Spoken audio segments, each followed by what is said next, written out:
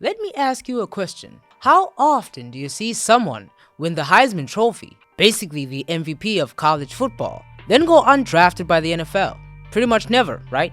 Well, in the case of Charlie Ward, that's exactly what happened. Heisman Trophy winners are supposed to go on to become NFL superstars, but Ward chose a completely different path.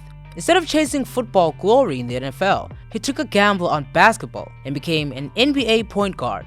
This guy, who was being compared to legends like Joe Montana, didn't play a single down of professional football. Today we're breaking down why. Born in Thomasville, Georgia, on October 12, 1970, Charlie Ward was a standout athlete from the start. And I don't mean in just one sport. He was the definition of a multi-sport talent. Ward didn't just play football or basketball.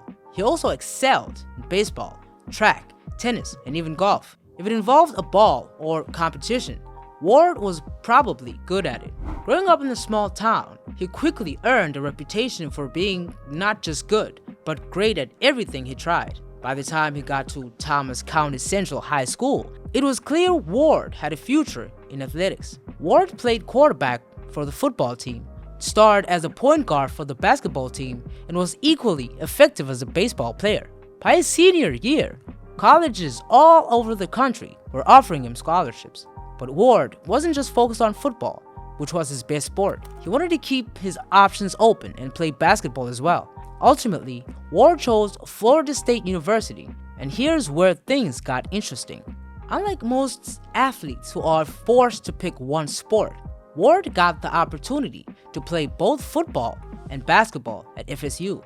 You think with all that talent, Charlie Ward would step right into the starting quarterback role at Florida State, right? Well, it wasn't that easy. When he arrived at FSU, Ward found himself buried on the depth chart, and for the first couple of years, he barely got any playing time as a quarterback. Instead, he spent time as a team's punter, which is kind of wild when you think about it. A future Heisman Trophy winner punting the ball. Yeah, that's how things started for Ward. In his first year, he threw exactly 0 passes and had 1 interception. By the end of his sophomore year, Ward hadn't exactly set the football world on fire. He had to redshirt the next season, meaning he didn't even get on the field. But even though his football career was off to a slow start, Ward found another way to stand out: basketball. While waiting for his chance on the gridiron, Ward quickly became a star on the hardwood.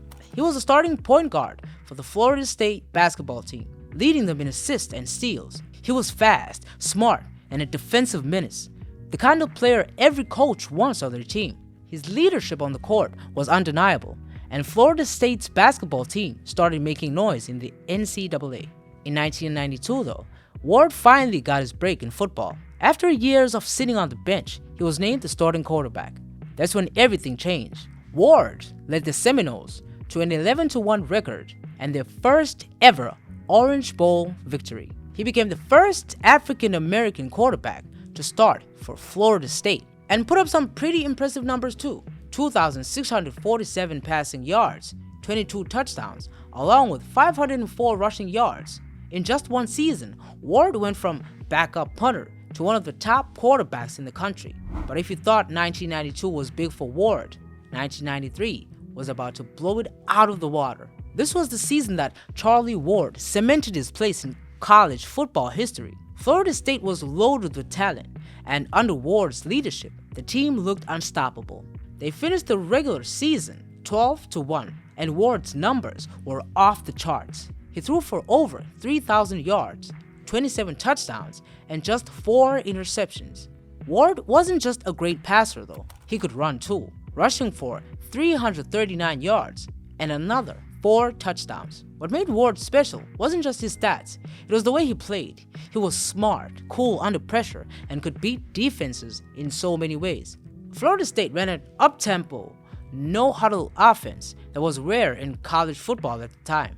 They called it fast break offense, and Ward was perfect for it. He controlled the tempo, spread the ball around, and made the defense look like they were always a step behind. The Seminoles were unstoppable, and Ward was at the center of it all. By the end of the season, Ward had not only led Florida State to their first national championship, but also won the Heisman Trophy by one of the largest margins ever at the time. It wasn't even close. Charlie Ward was the best player in college football, and everyone knew it.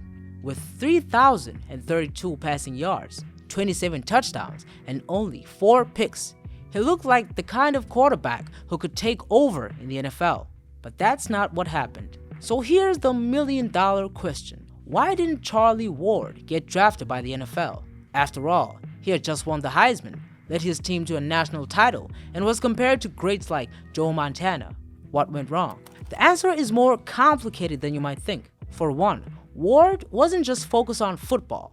Remember, he was also a starting point guard for Florida State's basketball team. While other top football prospects were spending the offseason preparing for the NFL draft, Ward was suiting up for FSU's basketball squad. This raised a lot of red flags for NFL teams. They weren't sure if Ward was fully committed to playing football at the next level. Some teams even thought that he might choose basketball over football altogether. And to be fair, Ward wasn't making things easy for the NFL scouts. He made it clear that he was keeping his options open. He said that if he wasn't drafted in the first round of the NFL draft, he would likely pursue basketball. This was a huge gamble on Ward's part, and it scared off a lot of teams. Scouts loved his talent, but they weren't willing to spend a first-round pick on a guy who might walk away to play in the NBA. To make things worse, Ward's playing style was ahead of its time. NFL teams in the 90s weren't used to dual-threat quarterbacks like they are today. Ward was mobile, could run, and could pass on the move. But back then, the NFL preferred traditional pocket passers. Teams weren't sure if Ward's skill set would translate to the pro level.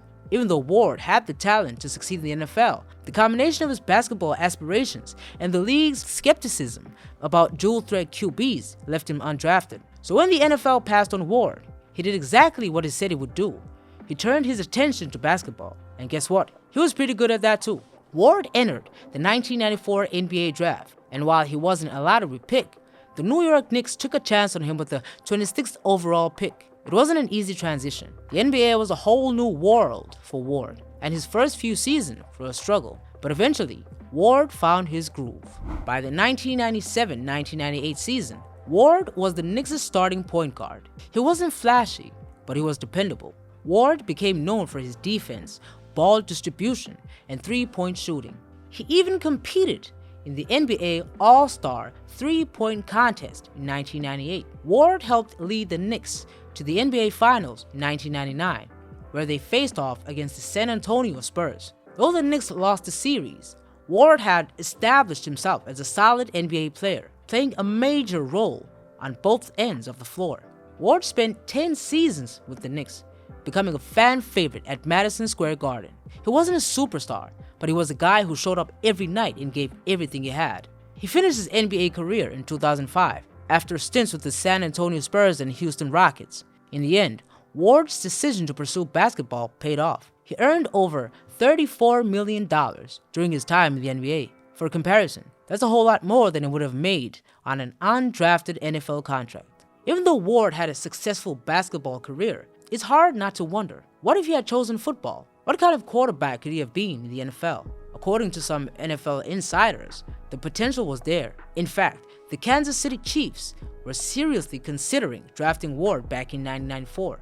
At the time, they had Joe Montana at the quarterback, but Montana was at the tail end of his career. The Chiefs were looking for their next QB, and Ward caught their eye. Chiefs offensive coordinator Paul Hackett even compared Ward to a young Montana, saying that he had the talent to be great. Imagine if Ward had backed up Montana for a season or two, learning from one of the best and then taking over as the starter on a playoff caliber team. With his mobility, intelligence, and playmaking ability, Ward could have been a perfect fit for that Chiefs offense. In the end, Charlie Ward made the right decision. He walked away from the NFL and had a successful 11-year career in the NBA. He made millions, became a fan favorite, and even started in the NBA finale.